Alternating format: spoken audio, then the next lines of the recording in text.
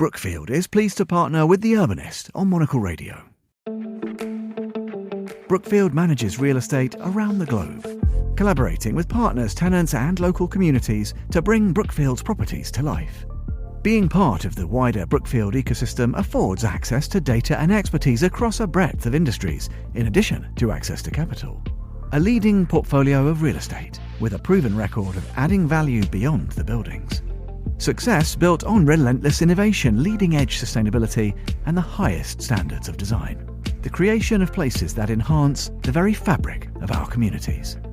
Brookfield, real estate reimagined.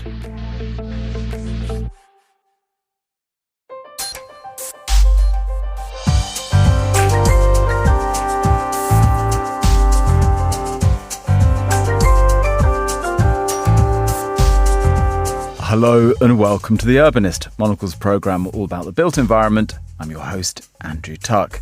Coming up, how might you take this terrible, terrible situation and actually build something that might create better outcomes for people? We look at the impacts that war and conflict can have on our cities and how we go about rebuilding them better than before. We start with how to best approach the rebuilding of Ukraine as the war continues to rage on. Then we assess the field of forensic architecture and what it can reveal about war crimes. And finally, we look at the slow redevelopment of a former US military base in the South Korean capital. That's all ahead in the next 30 minutes, right here on The Urbanist, with me, Andrew Tuck.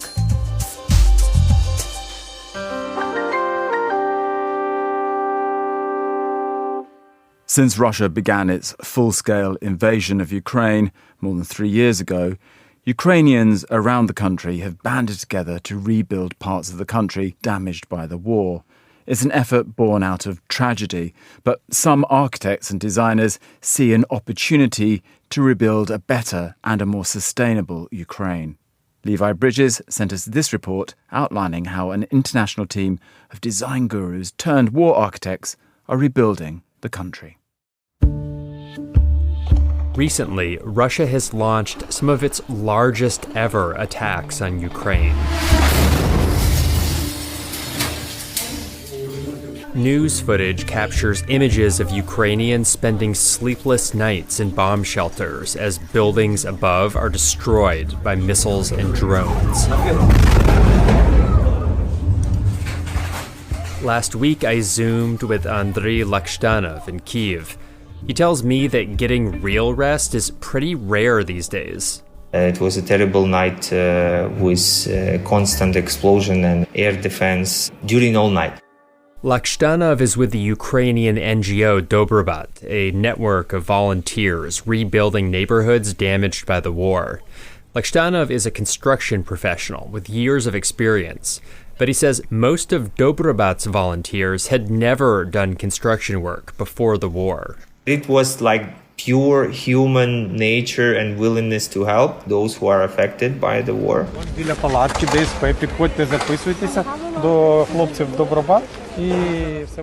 This week, Dobrobat's volunteers filmed one damaged neighborhood in Kyiv looking for buildings that can be repaired. Usually within this type of explosion, you lose the windows and your roof might be damaged, but overall structure, it still stands.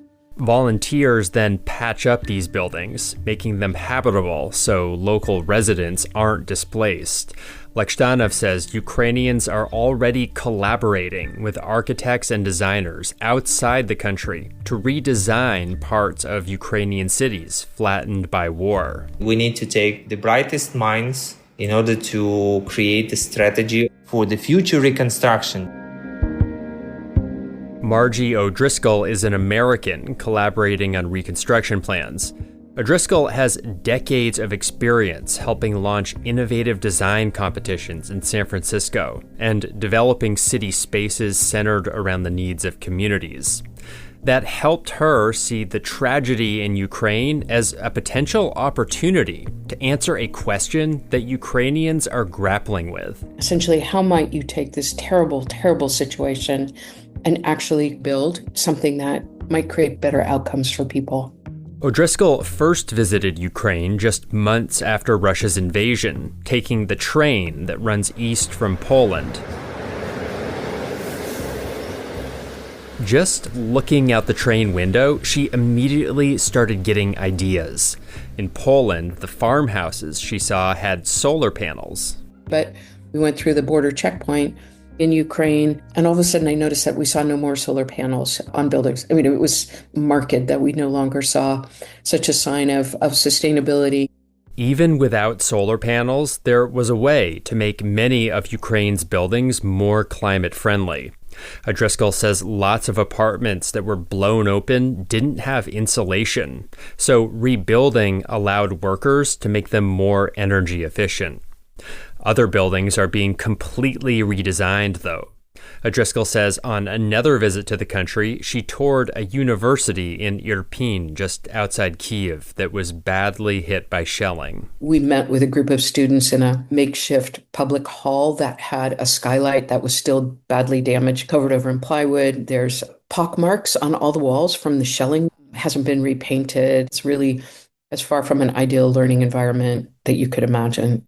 O'Driscoll brought a group of Ukrainian architects, builders, and government officials to San Francisco, hoping they would get inspired by ways that designers and builders have re-envisioned parts of their city.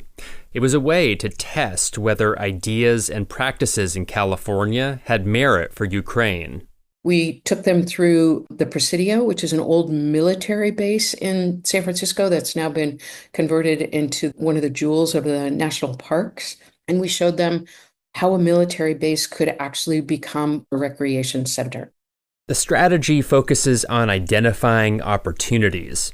For example, O'Driscoll says a destroyed single-family home in a Ukrainian city can potentially offer a future site to build an 8-story apartment. And you are creating opportunities for, say, 8 families to live there as opposed to the one family who lived there before by bringing in density into the heart of cities. Driscoll notes you need buy-in from local communities to pull this off. We wanted the winner to be here with us. Late last year, Driscoll helped organize a design competition to rebuild the university in Irpin she visited. At a recent gathering in Ukraine, she sat in the audience as the winners were announced. The winning team of architects from the global sustainable design firm Stantec designed a new main campus building for the university with a big open entrance and large windows.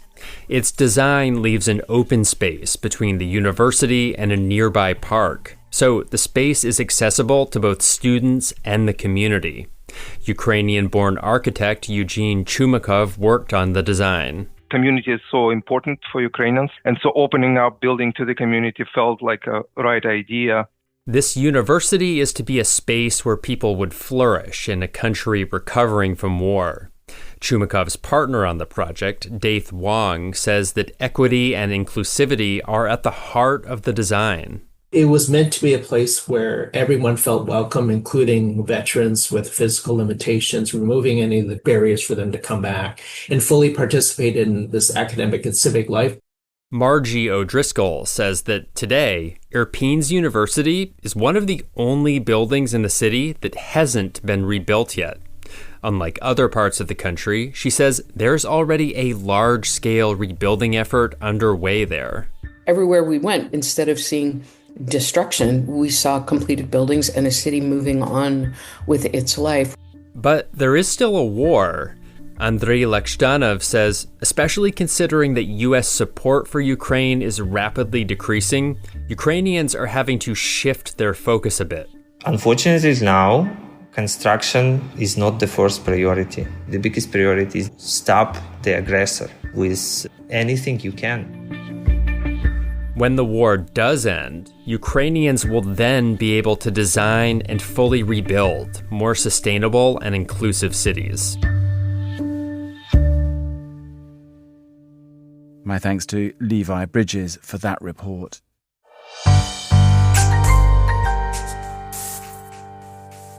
What can the built environment reveal about war crimes? That's a question experts at Forensic Architecture ask on a near daily basis. The award-winning research lab has made it their mission to, in their words, use architecture to confront power. Monocle's Alan Whedon met founder I.L. Weitzman to understand what architectural forensics is all about. Sometimes I even say I'm an architectural historian, and you can be sometimes a historian of a split second. This is E.L. Weitzman. He's a British-Israeli architect, best known for his research lab Forensic Architecture, based at London's Goldsmiths College.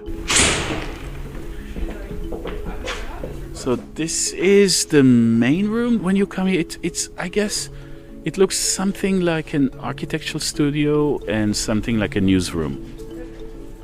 Founded in 2010, the lab's a collective of experts working across architecture, the arts, and human rights. Together, they study the built environment to investigate the things states and corporations would prefer to keep hidden. They don't work on behalf of authorities, but rather at the invitation of those with less power, who often have been on the receiving end of violence.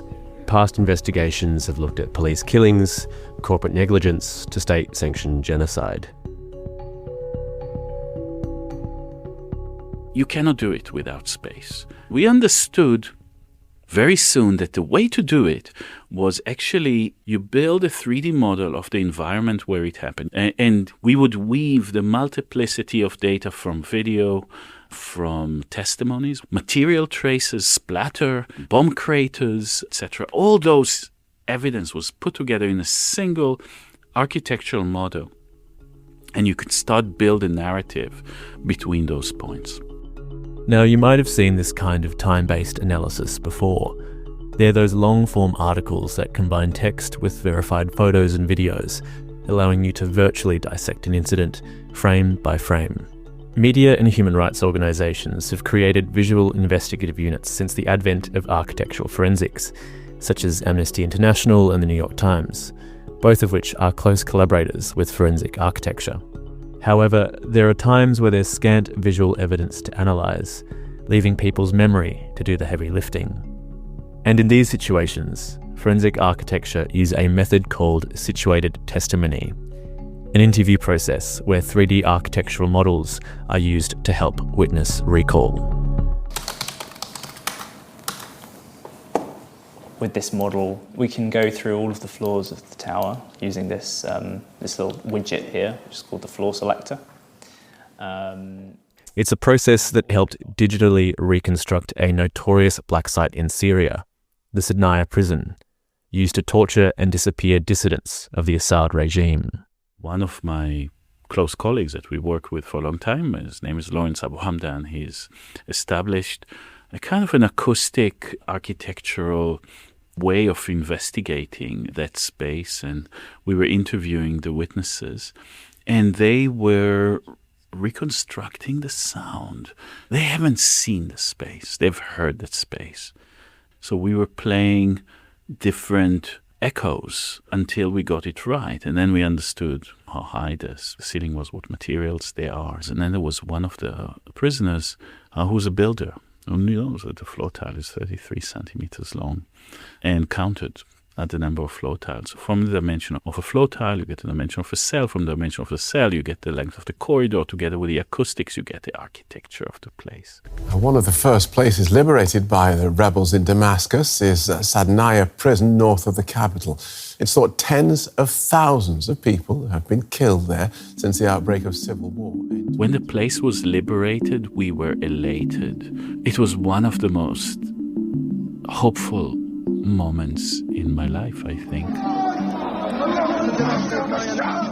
Obviously, we put immediately our model on GitHub, which is kind of an open source library, allowing everybody to kind of use that model in the search. What we were surprised is how precise our model was. A model created through very little visual evidence and mainly from memory, actually, created a very precise model of the prison. Often investigations take a long time, but once they're complete, the team do everything in their power to share their findings as far and wide as possible. While the court's an obvious home for forensic architecture's analysis of evidence, that same investigation may also be recut for lectures, for appearances at art festivals or galleries. The team even won a Turner Prize in 2018 for their efforts. Very often people in court asking me, are you actually an artist? And I go, look, no, I am a forensic architect. But forensic architecture involves showing the same kind of evidence both in the media, in court, and in art, because to make evidence political, it has to be made public. One recently completed investigation is a prime example of this. The team has published a large data mapping project documenting Israel's attacks on Gaza since October 2023. An interactive website allows you to click around a map of Gaza to see the granular layers of destruction, of schools, hospitals, to even greenhouses. An accompanying 800-plus page report has also been sent to lawyers representing South Africa's genocide case against Israel at the International Court of Justice, an accusation Tel Aviv has always denied. And that forensic architecture report has been cited by the South African team in past public submissions to the ICJ. A genocide case really is about intent, which means you need to understand the system behind the totality of violence that is applied. This is why we build a special tool which allows you to see day by day all the incidents that we could collect. And we were harvesting tens of thousands of videos, verifying them, understanding what kind of violation we're seeing, putting a data point on the map, and then start seeing the systematic nature of these violations. As an Israeli-born person, there's nothing more painful than recognizing that the place where you've grown in is accused, and you are actually part of building a case that it is committing genocide against Palestinians in Gaza. Architects see how space is organized, and politics is matter slowing into form. I am offering perhaps a kind of a sub-discipline, a small, modest sub-discipline of architecture that actually shows architecture has something else to offer. Is there something in architecture that can actually be a force that confronts power rather than surrenders to it? My thanks there to Alan Whedon. Yongsan Garrison is a former US military headquarters that existed in the heart of the South Korean capital of Seoul. Today, it's a vast urban void right next to Itaewon that's been in a slow transition since most operations moved to Camp Humphreys, the largest US base overseas. In the 90s, the Garrison's golf course was returned to South Korea and turned into a family park and the National Museum of Korea. But you can still see the barbed wire fence and the on-base houses beyond. New sections are opening up slowly, but a peek through the fences reveals huge abandoned and unkempt stretches, still marked by US property, keep out signs. Thomas Pinero visited the site recently, and he sent us this report on the impression that the Yongsan Garrison left on him. Yongsan Garrison was built in the early 1900s under Japanese occupation, a strategic military outpost set just beyond Seoul's old city walls, on what was then its rural fringe. After World War II, the U.S. Army moved in and stayed for 7 decades, turning the compound into one of its most important overseas bases. At full capacity, the garrison housed over 20,000 troops and their families, along with a civilian workforce, all spread across more than 2 million square meters. Meanwhile, Seoul transformed from a war-torn capital into a bustling modern metropolis. The city eventually wrapped itself around the base and placed it, quite literally, at the center of things. In the 90s, a slow process began to return the land to South Korea, with sections of the former garrison gradually absorbed into the city and the entire military personnel relocated to Camp Humphreys in Pyeongtaek, about 60 kilometers south of Seoul. The long-term vision to transform the entire site into Yongsan Park, a vast urban green space many are already calling Seoul's own Central Park. Yet, the project remains far from complete. Concrete walls topped with barbed wires still trace the perimeter, with warning signs delivering a clear message. U.S. government property. Keep out. I often describe Yongsan Garrison as a kind of black hole, a massive void right in the middle of Seoul. For decades, it was physically present but physiologically invisible. Unless you had access inside, it was just a long gray cinder block wall. Even if you drove past it every day, the true scale of the garrison couldn't be grasped from the ground. This is Professor Daniel Oh. After working as an urban designer in Hong Kong, Bahrain, and New York, and while lecturing at Korea University, he joined the Yongsan Park Master Plan in 2013, back when it was still an active military base. I remember we had to get security clearances just to see the CAD files, which were scrambled for confidentiality. And I remember sitting in a sealed room, staring at some 2,700 unnamed, unmarked building footprints, literally blank boxes, and asking myself, how do we plan a park on top of a place so layered with secrecy and trauma and history? As landscape architects and architects, we believe that we have a duty to preserve and build on the narrative of the place. And that seemed impossible.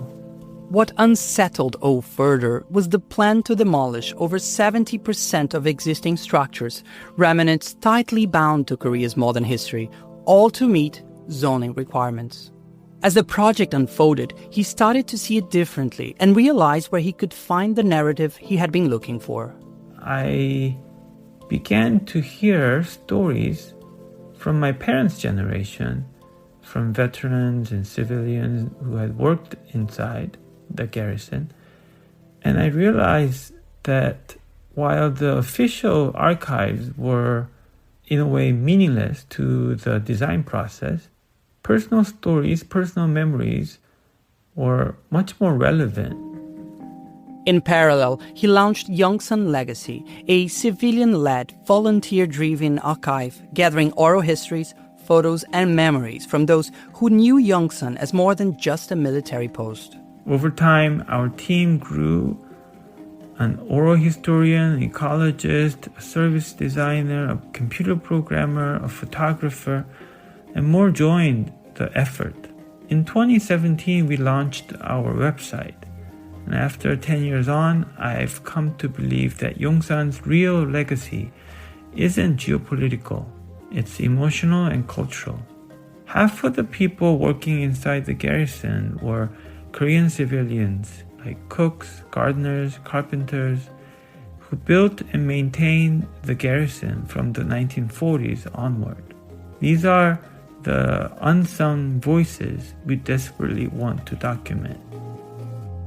To O, the former garrison holds deep memories of hardship, recovery, and resilience for the Korean people.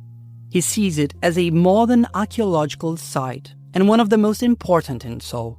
Because it was militarized and off limits, it was protected from the frenzy of urban development. Even Seoul's royal palaces were rebuilt after wartime destructions. But Yongsan remains in many ways a living archaeological site. It is the only place where you can still trace the physical layers of Seoul's 20th century transformation, from colonization to war to economic miracle. Beyond warfare, Yongsan Garrison was once a place teeming with cross-cultural encounters, radiating new ideas and shifts in behavior. At its peak, the garrison wasn't just the headquarters. It was a self-contained American suburb in the middle of Seoul, with schools, playgrounds, shops, gardens. It was sort of surreal. To post-war Soulites, this felt like a glimpse of the future, a future they were eager to understand, engage with, and help shape. music, fashion, cosmetic surgery, heart surgery, baseball, golf, cars, fine art, cuisine, computer, architecture, you name it. Somewhere, someone will have a story that begins with a connection to Yongsan Garrison. As O notes, Koreans were far from passive. They absorbed, reimagined, and reworked these influences, ultimately shaping a distinct soft power of their own. K-pop, for example, owes part of its lineage to American rock, while the country's cosmetic surgery boom traces back to reconstructive procedures pioneered in military hospitals. The U.S. military presence brought with it resources, opportunities, and connections that helped spark what many call the miracle on the Han River. But it was Koreans, through grit, resilience, and sheer will, who transformed that potential into real progress. The base also set off direct economic ripples, spurring the growth of camp towns along its edge, where locals serving U.S. troops made their living. Itaewon, still arguably Seoul's most multicultural neighborhood, began as one of them. Of course, not all influences were positive or glamorous. Camp towns had their own moral complexities, poverties, inequalities, gendered power dynamics. Many women worked in service jobs around the garrison under difficult and sometimes exploitative conditions. There are stories of tension, protest, cultural clashes. It is important to acknowledge that too. As South Korea modernized, questions of sovereignty and self-determination sharpened, and the base became increasingly contentious. Tensions flared over incidents of violence, accidental deaths, and what many saw as disregard for local lives. Environmental concerns also came to the fore. Pollution from the base became a flashpoint, one that echoed in the country's cultural output. Bong Joon-ho's 2006 film The Host, for instance, was inspired by a real-life incident in which toxic chemicals were dumped into the Han River, triggering nationwide outrage. Yes, public sentiment has shifted, but not in a linear way. It has changed as the country changed. As Korea moved from dependencies to global leadership, the meaning of the U.S. presence also changed, from lifesaver to partner to question mark, and now perhaps to something else entirely.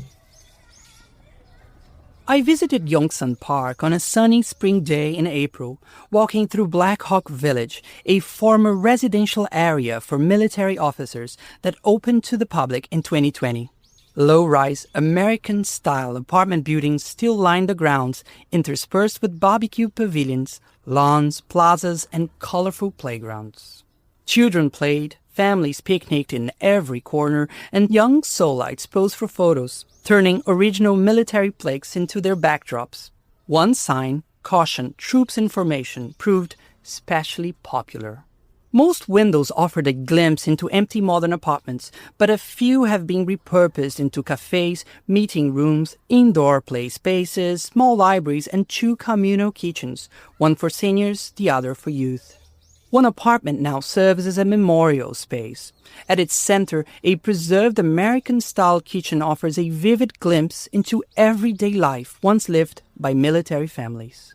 Black Hawk Village is huge, and yet only a small fragment of the whole. Nearby, a larger tract once occupied by the garrison's golf course was returned to Korea in the 90s. Today, it's home to the excellent National Museum of Korea and a public park with more playgrounds, a long barefoot trail, and communal vegetable gardens. Other parts of the former garrison have also been folded back into the city, including Yongsan Family Park, though curiously, this one still requires advance bookings to visit.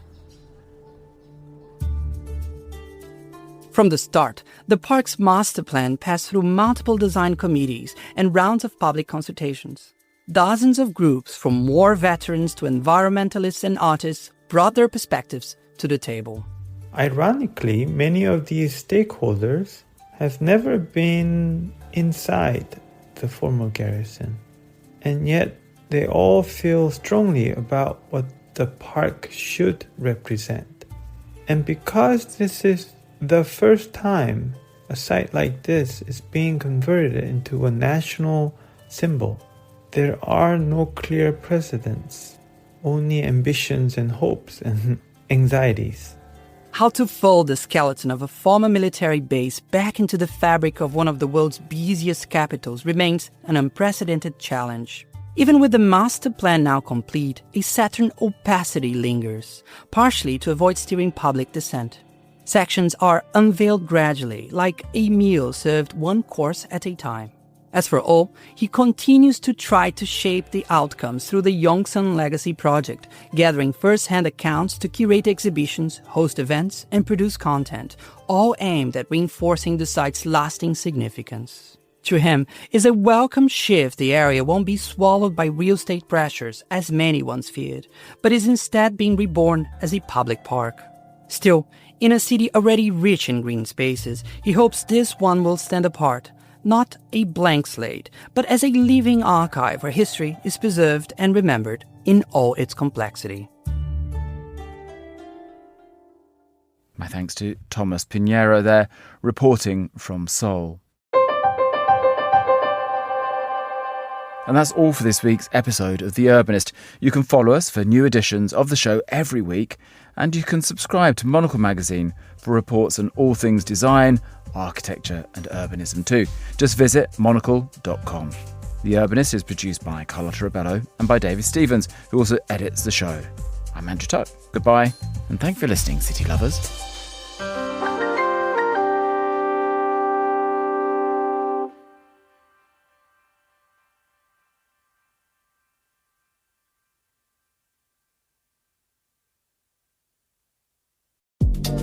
On The Urbanist, we're always asking what makes a city truly livable. This September, find some answers in Barcelona as Monocle hosts its annual Quality of Life conference. 3 days of panels, ideas and good conversation with global mayors, architects and policy pioneers, all over good food and a glass of something local. Find out more and book your seat at monocle.com/conference.